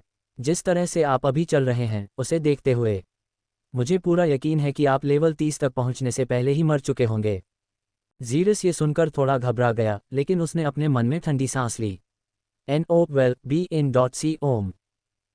तो मुझे अपनी उन अंधी आंखों को चौड़ा करने दो कि मेरे जैसा अजय रोज कितने समय तक जीवित रह सकता है। ज़ीरस ने अचानक अपनी घड़ी पर कंपन महसूस किया क्योंकि उसने नोटिफिकेशन देखा जिसने उसे सूचित किया कि सोने का समय हो गया है। आइए आज यहीं रुकें, इवान। हम इसे किसी और समय करेंगे जब मैं एक बार फिर से फ्री हो जाऊंगा, ज़ेरास ने कहा, जबकि इवान ने भी अनिच्छा से सिर हिलाया। दोनों ने एक दूसरे को कंधे पर हाथ रखकर वापस अपनी प्रयोगशाला में खींच लिया। उन्हें नहीं पता था कि उन दोनों के बीच कितना बढ़िया संबंध है। ज़ेरास अपने कमरे में वापस आ गया, एक बार फिर से किताबों की खुशबू में सांस लेते हुए वह सोफे पर उतरा। उसकी हड्डियां पूरे दिन के तनाव के कारण कराह रही थीं। खड़े होकर उसने किताबों की अलमारियों को देखा और खुद को सिर हिलाया। क्योंकि वह अपने सामने रखी लाखों किताबों में से लगभग 80% पहले ही पढ़ चुका था और सब कुछ सीधे उसके दिमाग में छपा हुआ था और एक भी अक्षर नहीं छूटा था। शायद मैं बचे हुए 5 दिनों में इस पूरी शेल्फ को पूरा कर सकूं। जेरास ने बड़बड़ाते हुए कहा और वह बिना निशान वाली शेल्फ की ओर बढ़ा, जो कि तेज थी, जिसे उसने अभी तक नहीं पढ़ा था, और उसने एक किताब उठाई। सोफे पर आराम से लेटकर उसने खुद को ठीक से आराम से बैठा लिया और जितना हो सका उतना पढ़ा, लेकिन अचानक दरवाजे की घुंडी पर खटखट की आवाज़ सुनाई दी, जिससे उसका ध्यान भटक गया। दरवाजा धीरे धीरे खुला और जेरास ने भौहें उठाईं और सोचा कि यह कौन है, लेकिन ये देखकर उसके चेहरे पर एक अजीब भाव आ गया कि यह कौन है। प्रशिक्षक मोनिका, 168 मदद करो, वह मुझे अपवित्र करना चाहती है। प्रशिक्षक मोनिका, जेरास ने थोड़ा चौंक कर कहा, जब उसने अपने सामने खड़ी खूबसूरत गुलाबी बालों वाली महिला को देखा। क्या आपको लगता है कि मैं मर गई हूँ? प्रशिक्षक मोनिका ने उसकी निगाहों को देखते हुए पूछा। जेरास उसकी बातें सुनकर थोड़ा हंसा। सच कहूँ तो आखिरी बार उसने उसे 40 दिन पहले बोलते हुए सुना था। प्रशिक्षक मोनिका ने अपना ध्यान हटाकर अलमारियों की ओर देखा, क्योंकि उसने देखा कि अधिकांश अलमारियों पर पूर्ण का अजीबोगरीब चिन्ह लगा हुआ था। वाह, तुम वाकई बहुत तेजी से पढ़ रहे हो। यह पागलपन है कि इतनी सारी जानकारी तुम्हारे उस छोटे से सिर में है। प्रशिक्षक मोनिका ने उसे कुछ हद तक गर्व से देखते हुए आवाज़ लगाई। ठीक है, मैं अपनी प्रशिक्षक मोनिका की अवज्ञा करने की हिम्मत नहीं कर सकता, है न? बेवकूफ़, तुम्हारा मुंह वाकई मीठा है। वैसे भी ऑरेलिया ने मुझे बताया कि तुम अब ग्रेड 3 जेनेटिक सीरम निर्माता हो। ये वाकई सराहनीय है, प्रशिक्षक मोनिका ने कहा, जैसे ही जेरास सोफे पर ठीक से बैठ गया और प्रशिक्षक मोनिका उसके बगल में बैठ गई। हाँ, सबसे पहले उसकी मदद के लिए और मुख्य रूप से इस पुस्तक के लिए धन्यवाद। ईमानदारी से धन्यवाद प्रशिक्षक मोनिका, जेरास ने कहा। ये कुछ भी नहीं है, ये सब वैसे भी प्रशिक्षण का हिस्सा है, प्रशिक्षक मोनिका ने जवाब दिया, इसे टालते हुए। वैसे भी एक सवाल मुझे परेशान कर रहा है प्रशिक्षक मोनिका, जेरास ने उसका ध्यान आकर्षित करते हुए कहा, जबकि प्रशिक्षक मोनिका की बैंगनी आंखें उसकी आंखों में घूर रही थीं। मैं बस सोच रहा था, ये प्रशिक्षण, इसके पीछे क्या उद्देश्य है? मेरा मतलब है, EIA के सभी अंतरआयामी लड़ाकू अधिकारी ग्रेड 3 सीरम निर्माता या कुछ प्रतिभाशाली हैकर या अंतरिक्ष इंजीनियर या विश्व इतिहासकार नहीं हैं? जेरास ने एक हंसी के साथ पूछा। यह एक ऐसा प्रश्न था जिसने उसे परेशान किया, हालांकि यह उससे कहीं अधिक व्यापक था, और वह ऐसा क्यों कर रही थी? जैसे कि उसने उसे एक शिष्य के रूप में क्यों स्वीकार किया, उसे इस बात की परवाह क्यों है कि वह इस पुस्तक की सभी सामग्री पढ़ रहा है? यह उसके बचपन के कमरे में क्यों होना चाहिए? उसे अपने एकमात्र दोस्तों से क्यों मिलवाया? ये सब बस अजीब लगता है। ओह, आप सोच रहे हैं कि क्या इस प्रशिक्षण के पीछे कोई इरादा है? प्रशिक्षक मोनिका ने एक भौं उठाकर पूछा, जिस पर जेरास ने एक सौम्य सिर हिलाया।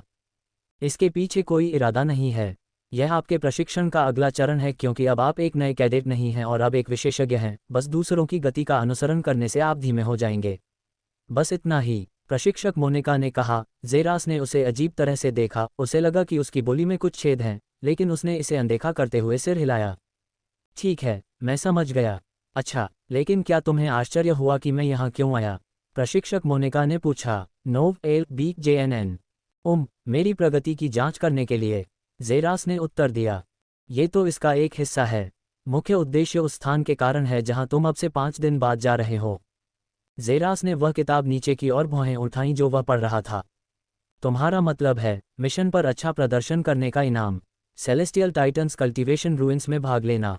उसने पूछा, ये भी नहीं जानते हुए कि उसने पहली बार इसके बारे में कैसे सुना, लेकिन उसे धीरे धीरे इस बात की आदत हो रही थी कि वह उसके बारे में सब कुछ जानती है, क्योंकि वह मूल रूप से उसकी घड़ी को हैक कर सकती थी। हाँ, मुझे तुम्हें इसके बारे में कुछ बताना है, प्रशिक्षक मोनिका ने कहा, और जेरास ने उसकी आंखों में ध्यान को देखा जो उसने पहले कभी नहीं देखा था। उसने किताब को टेबल पर रख दिया, क्योंकि वह जानता था कि प्रशिक्षक मोनिका को जो कुछ भी परेशान कर रहा है वह इतना आसान नहीं होगा। और वह क्या है? मेरे पीछे आओ, प्रशिक्षक मोनिका ने सोफे से उठते हुए कहा, क्योंकि वह कमरे से दूर एक विशेष स्थान पर चली गई। लेकिन यह निकास नहीं था, ये बाथरूम की दिशा थी। जेरास कुछ सेकंड के लिए सोफे पर बैठ गया और यह समझने में असमर्थ था कि क्या हो रहा था। तुम किसका इंतजार कर रहे हो? प्रशिक्षक मोनिका ने बाथरूम का दरवाज़ा खोलते हुए पूछा। ओह, क्या तुम्हें यकीन है? जेरास ने पूछा। बेशक मुझे यकीन है। मेरा मतलब है, ये बाथरूम का दरवाज़ा है जिसमें तुम मुझे आने के लिए कह रहे हो। जेरास ने पुष्टि की। तो क्या? जेरा की आंखें चौड़ी हो गईं, वे पूरी तरह से हैरान रह गए, क्योंकि उनके सिर से निकलने वाले धुएं से उनका चेहरा और पूरा सिर लाल हो गया था और तापमान सिर्फ 1 डिग्री सेल्सियस अधिक था। अचानक प्रशिक्षक मोनिका ने अपनी भौहें ऊपर उठाईं, क्योंकि उसने देखा कि जेरास अपनी सीट से उठकर दरवाजे की ओर भाग रहा है। मदद करो, वह मेरा बलात्कार करने की कोशिश कर रही है, पूरे कमरे में सुअर के वध की तीखी चीख गूंज रही थी, हालांकि कोई भी इसे सुन नहीं सकता था क्योंकि यह ध्वनिरोधी था।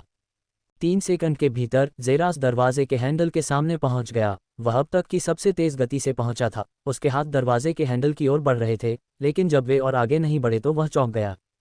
कमरे के चारों ओर देखते हुए उसने देखा कि यह पूरी तरह से बैंगनी ऊर्जा से घिरा हुआ था और प्रशिक्षक मोनिका के हाथ उसकी ओर बढ़े हुए थे, जिससे उसे एक खिंचाव महसूस हुआ क्योंकि वह अजीब तरह से अपने पैरों से उठा हुआ था और प्रशिक्षक मोनिका की ओर खींचा जा रहा था। रुको रुको रुको, चलो इस पर बात करते हैं।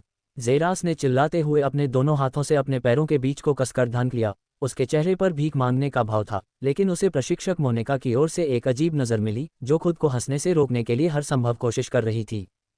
तुम्हारी कल्पना शक्ति वाकई बहुत तेज है, प्रशिक्षक मोनिका ने कहा, जैसे ही जेरास उसकी हथेलियों के नीचे दिखाई दिया और उसने बाथरूम में लगे बड़े से दर्पण की ओर बढ़ने से पहले उसके सफ़ेद बालों को पकड़ लिया जो पूरी दीवार को ढंक रहा था। जेरास ने अपनी आंखें बंद कर लीं और सोचा कि वह उसे दर्पण में पटकने वाली है, जबकि वह खुद से सोच रहा था, भाड़ में जाओ, मैं बर्बाद हो गया। वह बहुत कठोर है। लेकिन उसके शरीर में अपेक्षित दर्द कभी नहीं हुआ और दर्पण पानी की तरह लहराया, इससे पहले कि वे दोनों उसमें गायब हो गए। योजक चिन्ह योजक चिन्ह योजक चिन्ह योजक चिन्ह योजक चिन्ह योजक चिन्ह। धमाका। जेरास ने खुद को जमीन पर फेंका हुआ महसूस किया जैसे ही उसने धीरे से अपनी आंखें खोलीं और फर्श से उठ खड़ा हुआ। अपने दोनों हाथों से उस हिस्से को ढंके हुए उसने उत्सुकता से इधर उधर देखा, लेकिन अपनी जगह को देखते हुए उसने अपनी भौहें ऊपर उठाईं। यह एक मध्यम आकार का सुंदर हॉल था, पूरी तरह से सफ़ेद, जिसमें केवल एक सीट थी और उसके शीर्ष पर एक बहुत ऊंचा पोडियम था। प्रशिक्षक मोनिका ने ताली बजाई और हवा में एक होलोग्राफिक दिखाई दिया जिस पर लिखा था, सेलेस्टियल टाइटन्स कल्टीवेशन खंडहर। ओह! जेरास ने अपनी नज़र वापस प्रशिक्षक मोनिका की ओर घुमाई, जो अपने दोनों हाथों को देख रहे थे जो अभी भी उनके पैरों को ढंके हुए थे। शर्मिंदगी से उसका चेहरा तुरंत गुलाबी हो गया क्योंकि उसने खुदाई करने के लिए कोई छेद खोजने की पूरी कोशिश की। मुझे लगता है कि किसी ने मुझ पर बलात्कारी होने का आरोप लगाया है, प्रशिक्षक मोनिका ने गुस्से से अपना चेहरा छिपाने की कोशिश करते हुए कहा, लेकिन वह खुद को रोक नहीं पाए और अचानक हंसने लगी। जेरास वहां खड़े होकर उसे दिल खोलकर हंसते हुए देखने के अलावा कुछ नहीं कर सकता था। प्रशिक्षक मोनिका ने आखिरकार खुद पर काबू पाया और उसे ऊपर से नीचे तक जांचा। तुम खुद को बहुत ज्यादा महत्व देते हो, क्या तुम्हें नहीं लगता? प्रशिक्षक मोनिका ने कहा। तारांकन, अच्छा, और मेरे जैसी खूबसूरत महिला भी अभी भी अयोग्य है। मुझे आश्चर्य है कि तुमने अपनी सीमा कितनी ऊंची रखी है, प्रशिक्षक मोनिका ने जिज्ञासा से कहा, उसकी आवाज़ में। लेकिन मुझे तुम पर गर्व है। यह अजीब होता अगर मैं तुम्हें बाथरूम में आने के लिए कहती और तुम तुरंत ऐसा करती। मुझे लगता कि तुम एक विकृत व्यक्ति हो और शायद तुम्हें सबक सिखाने के लिए तुम्हारी कुछ हड्डियां तोड़ देती। लेकिन तुरंत भाग जाना कुछ ऐसा था जिसकी मैंने उम्मीद नहीं की थी। मुझे लगा कि तुम्हारे पास चर्चा करने के लिए कुछ महत्वपूर्ण है। जेरास ने उसका ध्यान हटाने की कोशिश करते हुए कहा, ठीक है, तुमने कहा था कि तुम जिस सेलेस्टियल टाइटन्स कल्टीवेशन खंडहर की यात्रा पर जा रहे हो वह मिशन में अच्छा प्रदर्शन करने का इनाम है न? प्रशिक्षक मोनिका ने पूछा। हाँ, वैसे भी मिशन की सफलता के लिए मैं ही जिम्मेदार था, जेरास ने गर्व से उत्तर दिया। ठीक है, मुझे नहीं पता क्यों, लेकिन मुझे ये कहने से नफरत है, प्रशिक्षक मोनिका ने कहा और जेरास ने अपना सीना और ऊपर उठा लिया। आखिरकार, प्रशिक्षक मोनिका से प्रशंसा बहुत दुर्लभ थी। तुम इस अभियान में मर जाओगे। क्या? 169 जीवन लक्ष्य। मैंने कहा था कि इस अभियान में तुम मर जाओगे, अगर नहीं तो मैं तुम्हें अभी जो मदद दे रहा हूं उसके कारण, प्रशिक्षक मोनिका ने एक बार फिर कहा, जब जेरास थोड़ा शांत हुआ और फिर एक बार उसे अजीब तरह से देखने लगा। ठीक है, मदद के लिए धन्यवाद, लेकिन मुझे आश्चर्य है कि तुमने क्यों कहा कि मैं मर जाऊंगा। मुझे नहीं लगता कि मैंने किसी को भी नाराज किया है, जेरास ने असमंजस में आवाज लगाए। ये सच हो सकता है, प्रशिक्षक मोनिका ने कहा, जब उसने अपनी घड़ी पर टैप किया और उसकी घड़ी कंपन करने लगी। ग्रेड 3 गुप्त सूचना। EIA के जेरास सेलेस्ट्रिया नामक आकृति पर एक इनाम रखा गया है जो अगले 5 दिनों में सेलेस्टियल टाइटन्स कल्टीवेशन खंडहर की ओर बढ़ेगा। पूर्ण विराम। पुरस्कार, अगर जीवन 500,000 स्टार सिक्के, अगर मर गया 300,000 स्टार सिक्के। जेरास ने खाली भाव से नोटिफिकेशन को देखा और सोचा कि क्या ये इंस्ट्रक्टर मोनिका की ओर से कोई शरारत थी। ये 9 परिवारों के सभी प्रतिभाशाली लोगों के लिए फैलाया गया है जो आपके साथ कल्टीवेशन खंडहर की ओर जा रहे हैं, इंस्ट्रक्टर मोनिका ने कहा और जेरास को उसमें मजाकिया भाव की गंध नहीं आ रही थी। लेकिन क्यों? मैंने किसी को नाराज नहीं किया, जेरास ने खुद से कहा, लेकिन उसने अपनी भौहें ऊपर उठाईं क्योंकि उसे पिछली बार मिले उस छायादार वस्त्रधारी व्यक्ति के बारे में याद आया। लेकिन वह जानता था कि वे एक गुप्त पंथ थे और अगर वे उसके प्रति अपने इरादों को सार्वजनिक करते हैं तो ये बहुत बेवकूफ़ी होगी। हाँ, तुमने नहीं किया। बस किसी ने तुम पर ध्यान दिया और तुम्हें अपनी योजनाओं के लिए खतरा माना, इसलिए तुम्हें खत्म कर दिया जाना चाहिए। इंस्ट्रक्टर मोनिका ने जवाब दिया और ज़ेरा की आंखें सिकुड़ गईं। क्या तुम जानते हो कि वह कौन है? ज़ेरास ने पूछा। मुझे लगता है कि असली बात जो आपके दिमाग में होनी चाहिए वह ये है कि आप अभियान में अपहरण या मारे जाने से कैसे बचेंगे। आपके सिर पर इनाम कोई छोटी बात नहीं है, आप जानते हैं। प्रशिक्षक मोनिका ने दुष्टता से मुस्कुराया। आप मेरा सिर लेने की योजना नहीं बना रहे हैं, है न? ज़ेरास ने संदिग्ध भाव से उसकी ओर देखते हुए कहा। जब कोई उसे बताता है कि उसके सिर पर एक सुंदर केक रखा गया है और वे दुष्टता से मुस्कुराते हैं, तो ये सोचना बहुत ज़्यादा नहीं है कि वे केक अपने लिए चाहते हैं। शांत हो जाओ, बेवकूफ़। अगर मैं चाहता तो ये बहुत पहले ही चला गया होता और इसका नतीजा ये होता कि मेरा कार्यकाल और बढ़ जाता। संक्षेप में, यह इसके लायक नहीं है, प्रशिक्षक मोनिका ने कहा जब ज़ेरास आखिरकार अपनी सीट पर अच्छी तरह से संतुलित हो गया। चलो बात करते हैं कि तुम इससे कैसे बचोगे। आप में से कितने लोग अभियान पर जाएंगे? प्रशिक्षक मोनिका ने पूछा। ठीक है, ये यह और 9 परिवार हैं, इसलिए मुझे लगता है कि मैं यह का प्रतिनिधित्व करने वाला अकेला व्यक्ति हूं और फिर यह 9 परिवारों का प्रतिभाशाली व्यक्ति है। ज़ेरास ने कहा कि निश्चित रूप से। उसने ज़्यादा ध्यान नहीं दिया क्योंकि वह इसे किसी तरह की एक सुंदर छुट्टी मानता था। ठीक है, 9 परिवार के प्रतिभाशाली लोगों में से आप शीर्ष 3 परिवारों को बाहर नहीं कर सकते, वे इस प्रस्ताव में रुचि नहीं लेंगे। प्रशिक्षक मोनिका ने कहा कि निश्चित रूप से उसके शब्द। और आप इस बारे में इतने आश्वस्त कैसे हैं? ज़ेरास ने भौहें चढ़ाते हुए पूछा। क्योंकि वे लोग हैं जो पूरी दुनिया को नीची नज़र से देखते हैं। उनका मानना था कि मनुष्य 2 भागों में विभाजित हैं, निम्न जीवन और उच्च जीवन, और वे खुद को उच्च जीवन मानते हैं। वे आदेशों को नहीं सुनेंगे और न ही वे पलक झपकाएंगे, भले ही आपके सिर पर 10 मिलियन स्टार सिक्के हों। इसलिए वे निश्चित रूप से आपको अनदेखा करेंगे क्योंकि आप उनके ध्यान के योग्य नहीं हैं। ज़ेरास ये सुनकर थोड़ा घबरा गया क्योंकि ऐसा लग रहा था कि प्रशिक्षक मोनिका उसे डांट रहे हैं, लेकिन वह चुप रहा और उसे बीच में नहीं रोका। तो अब बचे हुए 6 परिवार हैं। अरे ज़ेरास, मुझे उन 9 परिवारों के बारे में सब बताओ जो तुम जानते हो। ठीक है, मुझे पता है कि वे 9 हैं और वॉर्डस्पेस परिवार, सेलेस्ट्रिया परिवार और अमेजन परिवार उनमें से एक हैं। ज़ेरास ने उत्तर दिया जबकि प्रशिक्षक मोनिका उसे देखते रहे मानो चाहते हों कि वह जारी रखे, लेकिन ज़ेरास चुप रहा।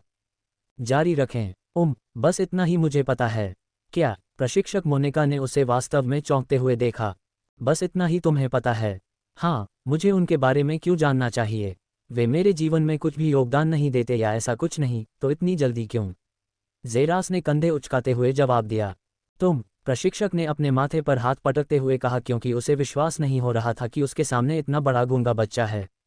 9 परिवार न केवल यह के साथ मिलकर पृथ्वी के अंतिम शासक थे, बल्कि वे पूरी असीम आकाशगंगा में जाने जाते थे। उनमें से कुछ के नाम पर पूरे ग्रह और जातियां भी थीं, लेकिन कोई ऐसा भी था जिसे उनके बारे में लगभग कोई जानकारी नहीं थी। एक इंसान को जोड़ना है।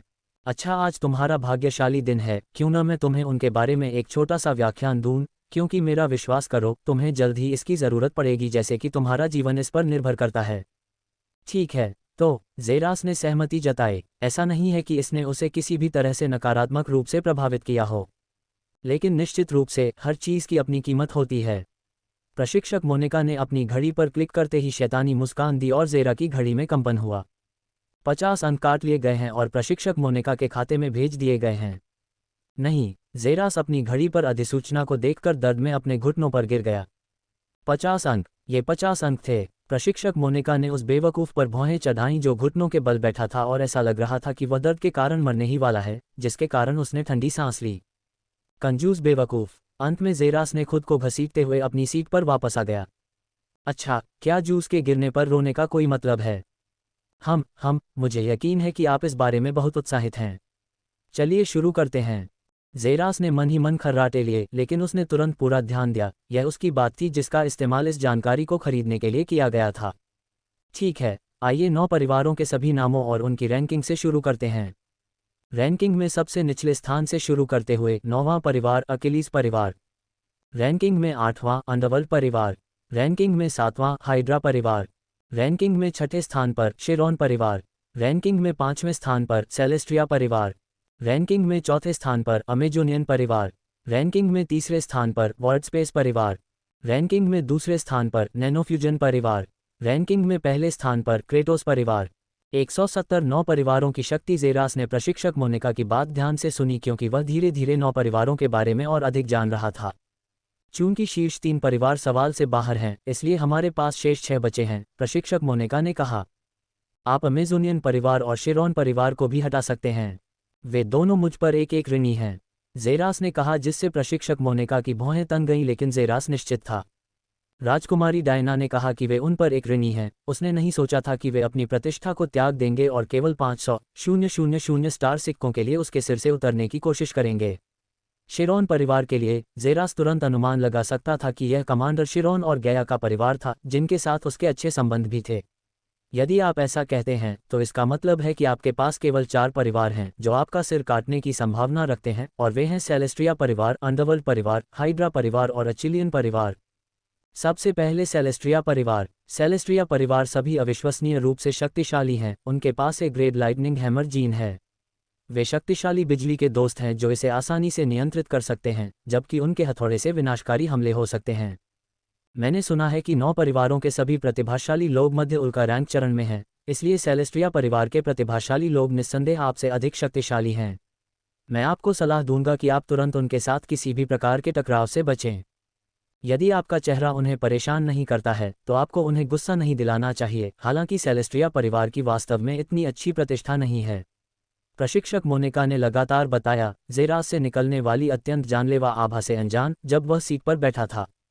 सेलेस्ट्रिया परिवार, जेरास ने सोचा। उसके दांत एक दूसरे से टकरा रहे थे, जबकि उसके माथे पर एक नस उभर आई थी। उसकी बाईं आंख के अंदर एक काला बिंदु दिखाई दे रहा था। मैं सच में चाहता हूं वे मेरा सिर लेने आएं, क्योंकि इससे मुझे भविष्य में उनके प्रतिभाशाली लोगों से निपटने की परेशानी से छुटकारा मिल जाएगा। जेरास ने सोचा और खुद को शांत करने के लिए गहरी सांस ली। अभी अपने अंदर के उस जानवर को बाहर निकालने का समय नहीं था, लेकिन उसे यकीन था कि जिस दिन वह अपना बदला लेगा उस दिन स्वर्ग खून के आंसू बहाएगा। तो सेलेस्ट्रिया परिवार के लिए यही सब है, और अंडरवर्ल्ड परिवार के लिए भी। वे निश्चित रूप से तुम्हारे लिए आएंगे। अंडरवर्ल्ड परिवार दुष्ट कलाओं का अभ्यास करता है, जैसे नेक्रोमेंसी, रक्त कला और मृत्यु कला। उनके पास कोई नैतिकता नहीं है, वे सही और गलत के बीच अंतर नहीं कर सकते, इसलिए इसमें कोई संदेह नहीं है कि वे तुम्हारे सिर पर इनाम रखे जाने का कारण जाने बिना भी तुम्हारे लिए आएंगे। यह जमीन से मुफ्त भोजन लेने जैसा होगा, लेकिन उनकी कमजोरी भी बहुत स्पष्ट है। प्रशिक्षक मोनिका ने जेरा की जिज्ञासा को बढ़ाते हुए कहा, ओह, यह क्या है? जब आप अंडरवर्ल्ड परिवार के किसी व्यक्ति से लड़ रहे हों तो तुरंत उनकी छाती पर वार करें। यह उनकी सबसे कमजोरी है। एक बहुत शक्तिशाली वार जो उनके हाथ पर केवल एक गहरा घाव छोड़ता, अगर उनकी छाती पर निर्देशित होता तो उन्हें तुरंत मार सकता था। ओह, कितना दिलचस्प है, जेरास ने अपने जबड़े को रगड़ते हुए कहा, जबकि उसकी आंखें जिज्ञासा से चमक रही थीं। लेकिन चूंकि वे अपनी कमजोरी से अवगत हैं तो वे निश्चित रूप से इसे बचाने के लिए हर संभव प्रयास करेंगे, लेकिन फिर भी मेरा मानना है कि आपको कम से कम असहाय नहीं होना चाहिए। आप निश्चिंत रह सकते हैं, प्रशिक्षक मोनिका। अच्छा, फिर तीसरा परिवार, हाइड्रा परिवार। उनकी प्रतिभाएं सभी महिलाएं हैं जिनमें अपने सिर को सांप के सिर में बदलने की विशेष क्षमता है। वे आमतौर पर कामुक कला का प्रदर्शन करने में अच्छे होते हैं, जिससे आप तुरंत उनकी ओर आकर्षित हो जाते हैं और धीरे धीरे आप उनके द्वारा नियंत्रित हो जाते हैं, वासना से अभिभूत हो जाते हैं और अचानक आपका सिर काट दिया जाता है। वे भीड़ के कपड़ों में छिपे भेड़िए के आदर्श उदाहरण हैं, हत्या करने में माहिर हैं। उनमें कोई कमजोरी नहीं है, लेकिन जेरास के बारे में मुझे आपको कुछ चेतावनी देनी चाहिए, प्रशिक्षक मोनिका ने गंभीर स्वर में कहा। ओह, यह क्या है? कभी भी उनके सांप के सिर को चीरने की कोशिश मत करना, अगर तुम ऐसा करोगे तो तुम जल्दी मर जाओगे, प्रशिक्षक मोनिका ने कहा और जेरास ने भौहें उठाईं। यह एक अजीब जानकारी थी। आखिरी में अकिलीज परिवार होना चाहिए। जब रक्षा की बात आती है तो वे नंबर 1 हैं, बिना किसी हिचकिचाहट के सभी हमलों को झेलने में सक्षम हैं, प्रशिक्षक मोनिका ने कहा और जेरास ने ठंडी सांस ली। अगर वे इतने मजबूत हैं तो उन्हें अंतिम स्थान क्यों दिया गया है? जेरास ने मजाक करते हुए पूछा। ऐसा इसलिए है क्योंकि उनमें एक घातक कमजोरी है, और वह है उनके पैरों का निचला हिस्सा, उनकी एड़ियां। बस उस जगह पर एक शक्तिशाली हमला करें और वे गंभीर रूप से कमजोर हो जाएंगे, प्रशिक्षक मोनिका ने जेरास की ओर सरसरी नजर डालते हुए कहा। यह वाकई एक अजीब कमजोरी थी। कहा जाता है कि उनके पास सबसे अच्छा बचाव है, लेकिन उनके पैरों पर हमला करने से वे गिर सकते हैं। ये कितना अजीब है। तो ये बात यहीं खत्म हो गई। तीनों परिवारों के लिए बस अपनी पूरी क्षमता से उनसे दूर रहें, वे आपकी समझ से परे हैं, प्रशिक्षक मोनिका ने उसे गंभीरता से सलाह दी। चिंता मत करो प्रशिक्षक मोनिका, मेरे पास पहले से ही बहुत सारे दुश्मन हैं, अगर मैं और दुश्मन पालता हूं तो ये बेवकूफ़ी होगी। जेरास ने मुस्कुराते हुए जवाब दिया और प्रशिक्षक मोनिका ने स्वीकृति की मुहर लगा दी। दोपहर के 1:57। चिंता मत करो प्रशिक्षक मोनिका, मेरे पास पहले से ही बहुत सारे दुश्मन हैं, अगर मैं और दुश्मन पालता हूं तो ये बेवकूफ़ी होगी। जेरास ने मुस्कुराते हुए जवाब दिया और प्रशिक्षक मोनिका ने स्वीकृति की मुहर लगा दी। अच्छा, जानकारी के लिए धन्यवाद प्रशिक्षक मोनिका, मैं इसकी बहुत सराहना करता हूँ। जेरास ने उसे कृतज्ञतापूर्वक प्रणाम करते हुए कहा। तुम अजीब तरह से सहज लग रहे थे, क्या तुम्हारे पास कोई समर्थन है जो वो को नहीं पता? प्रशिक्षक मोनिका ने उत्सुकता से पूछा क्योंकि उसने जेरा के व्यवहार को देखा। वह उस व्यक्ति की तरह नहीं था जो पृथ्वी पर सबसे मजबूत परिवार के शक्तिशाली प्रतिभाशाली व्यक्ति द्वारा वध किए जाने वाला था। बिल्कुल इसके विपरीत प्रशिक्षक मोनिका, जेरास ने अपना सिर हिलाते हुए उत्तर दिया, लेकिन उसके होठों पर एक चंचल मुस्कुराहट देखी जा सकती थी। क्या तुम्हें यकीन है? प्रशिक्षक मोनिका ने पूछा। हाँ, मुझे यकीन है। और तुम्हें नहीं लगता कि यह एक शरारत है? प्रशिक्षक मोनिका ने कहा। वह जेरास के बिल्कुल लापरवाह आभा से संतुष्ट नहीं थी। यह ऐसा था जैसे कोई बेवकूफ़ी करने वाला हो। बेशक मुझे नहीं लगता। तो फिर तुम इतने ढीले क्यों हो? ऐसा इसलिए है क्योंकि आपने केवल मेरा बुद्धिमान पक्ष देखा है और यह आप सभी को चौंका देने के लिए पर्याप्त है प्रशिक्षक मोनिका। लेकिन क्या आप सभी ने मेरा दूसरा पक्ष देखा है?